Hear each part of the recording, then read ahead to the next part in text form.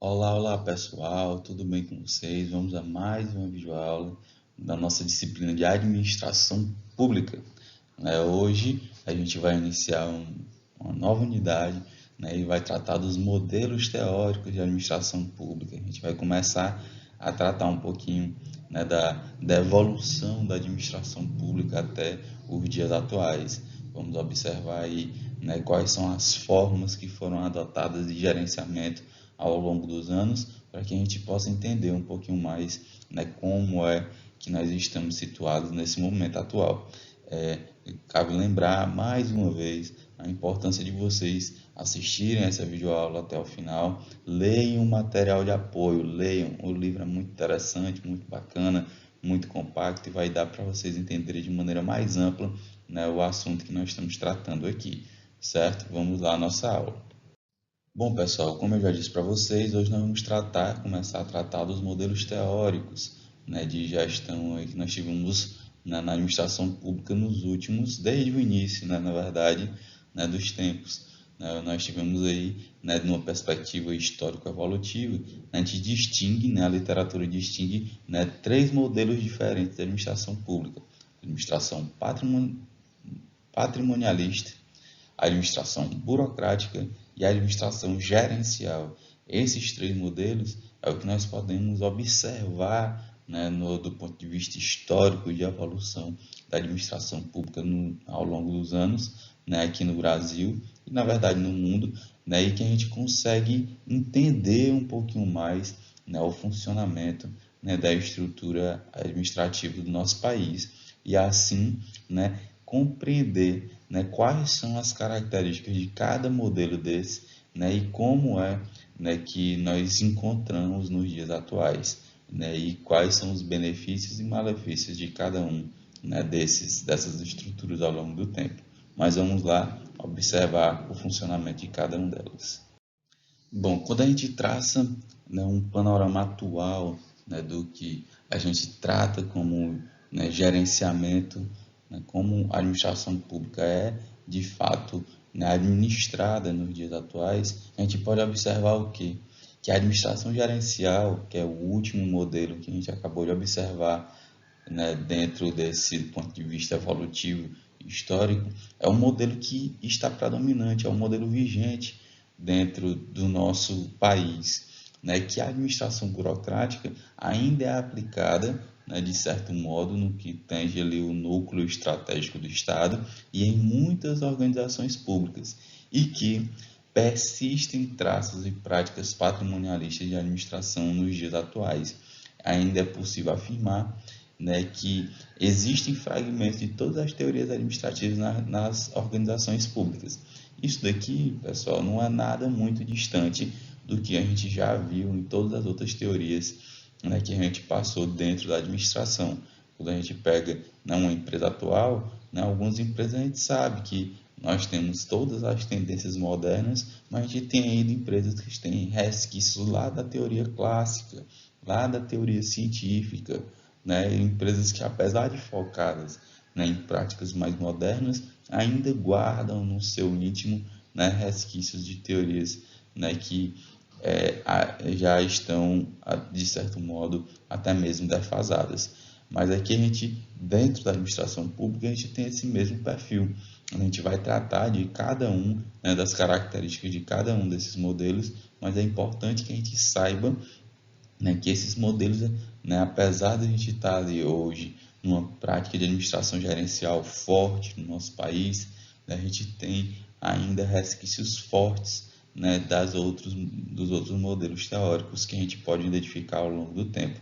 A administração gerencial é um modelo predominante, a burocrática ainda é utilizada fortemente, dentro, da estrutura do Estado. A administração patrimonialista, a gente tem traços dependendo principalmente do viés político, vamos dizer assim, que cada um, do perfil político, nem viés, do perfil político, que cada um gestor, adota no seu mandato, vamos colocar assim, e os demais modelos que a gente vai tratar um pouco mais adiante tem alguns fragmentos, mas aqui é importante a gente citar, que Dentro desse panorama, a gente pode observar, né, que não é nada, né, estranho ao que a gente já vinha falando, né, em relação a outras teorias da administração que nós já tratamos até aqui. Mas vamos lá, vamos entender o que é cada um desses modelos e quais são suas características. Bom, e para iniciar, queridos alunos, vamos iniciar isso pela administração pública patrimonialista, né? Mesmo de forma desorganizada, né, o patrimonialismo foi o primeiro modelo de administração do Estado. Nele não havia distinção entre administração de bens públicos e bens particulares. Essa é a grande característica da administração pública patrimonialista. Né? A gente tem aí, né, onde, né, o público e o privado eram a mesma coisa. Então, antes nós tínhamos aí o soberano, né, nós tínhamos o imperador, né, o Brasil era um império, né, que era gerido por seus respectivos imperadores de cada período, e que a gente não tinha essa diferenciação. O bem que era do país era o bem que era do imperador, né? O imperador é que mandava, né? Não existia uma distinção do que é do imperador e do que é do país, era a mesma coisa. Né? Se a gente trazer isso para os dias atuais, alguns gestores ainda, né, têm isso enraizado, né, no seu perfil de atuar, né, acreditando que não existe essa diferença, que, né, o carro da prefeitura, do estado ou do governo federal é o dele, que o avião é o dele, né, que a casa que ele ocupa porventura é a dele, né, que o telefone que ele utiliza institucional é o dele. Então, essa distinção, entre público e privado, ainda é algo que ainda é enraizado na nossa cultura, né? Apesar de não ser algo, né, que é tido como correto ou moralmente correto, né, ainda é enraizado. Então, assim, essa distinção entre bem público e bem particular é algo que a gente é mais recente, mas que ainda está enraizado na nossa cultura. Né? Tudo que existia nos limites territoriais do reinado, né, era tido como domínio do soberano, que podia usar, né, livremente os bens sem qualquer prestação de contas à sociedade. Né? No entendimento, né, nós temos que o patrimonialismo significa a inacapacidade ou relutância do príncipe de distinguir entre o patrimônio que é público e o que é privado. Né? Então, aí era, né, o príncipe, o imperador, ele não queria, ou era incapaz, ou não queria, era relutante a dizer que existia essa distinção, então ele usava a bel prazer, do jeito que ele achava, né, mais acertado, vamos colocar assim. No patrimonialismo, pessoal, não existiam carreiras organizadas no serviço público. Né? Essa divisão não existia. Hoje a gente tem tudo muito bonitinho, tem lá quem é os serviços gerais, quem é o professor, quem é o gestor, quem é, né, o administrativo, né, quem é o auxiliar administrativo, quem é o administrador, quem é o contador, quem é o arquiteto. Era muito bem dividido. Hoje é muito bem dividido. Né? No patrimonialismo não existia isso. Né? Os cargos, eles eram, vamos dizer assim, de maneira bem simples, eram inventados do jeito que o soberano queria. Né? Todos eram de livre nomeação do soberano, livre, né? Ele, no dia que ele queria, né? Se ele quisesse que hoje ele era nomeado pelo soberano, se amanhã ele achasse ruim, ele tirava e ponto final. Né? Tudo era criado e inventado de acordo com o que viesse na cabeça do soberano, né, que direcionava basicamente a parentes diretos e demais amigos da família, concedendo-lhes parcela de poder diferenciada de acordo com critérios pessoais e de confiança. Né? O critério era do soberano. Né? O imperador que definia o que, né, deveria distribuir para cada pessoa, dependendo da ocasião e da cabeça dele. Em regra geral, quem detinha um cargo público o considerava como um bem próprio e hereditário. O cara que tinha um bem público, a Maria, que ele era como se fosse, né, hoje uma ação, né, de uma grande empresa, um lote, né, um terreno, uma casa, era um bem que ele estava recebendo naquele momento do imperador. Né, e aquele bem, logicamente, que era hereditário. né, quando ele morria ou quando ele queria, quando ele não tivesse mais condições de exercer, ele passava por filho, por pai, por neto, né, para quem ele achasse necessário, né? Não havia divisão de trabalho, os cargos eram denominados como prebendas ou sinecúrias, e quem exercia, né, gozava de status da nobreza real, né? Era basicamente, né, os nobres que detinham algum tipo de cargo público, né? Então era algo assim muito, muito, muito importante, muito, muito, muito bom, e isso também faz parte da nossa cultura até hoje, né? Por isso que ainda é tão assim venerado, ou então alguém é muito ou ele tem um cargo público, tem um concurso, né? Isso é muito mais cultural do que algo muito bom nos dias de hoje, né? A gente tem essa enraizado na nossa cultura.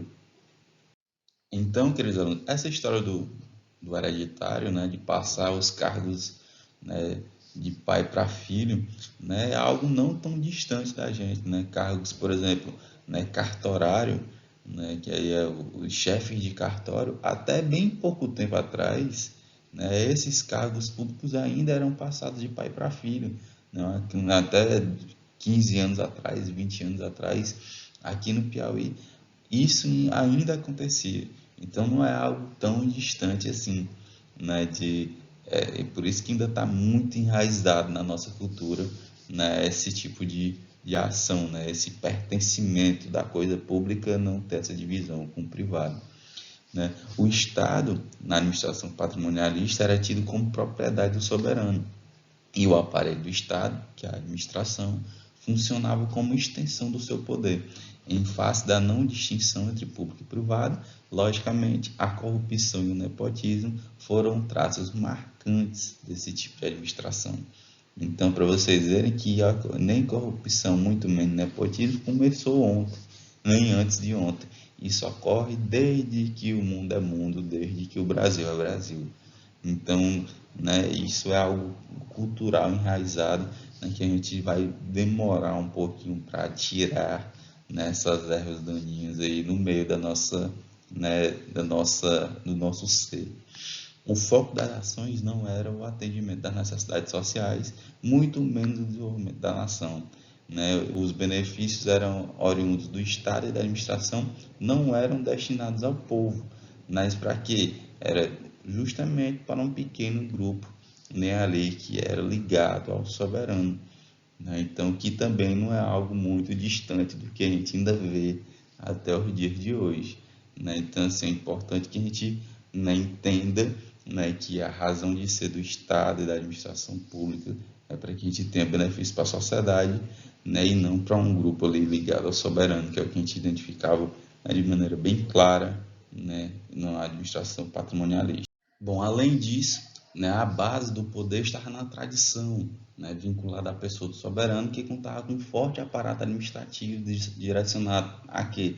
A arrecadação de impostos e, logicamente, a força militar para garantir, né, que toda essa estrutura fixasse, né? Não somente o soberano agia arbitrariamente, como, logicamente, os seus auxiliares. Era um reflexo, né?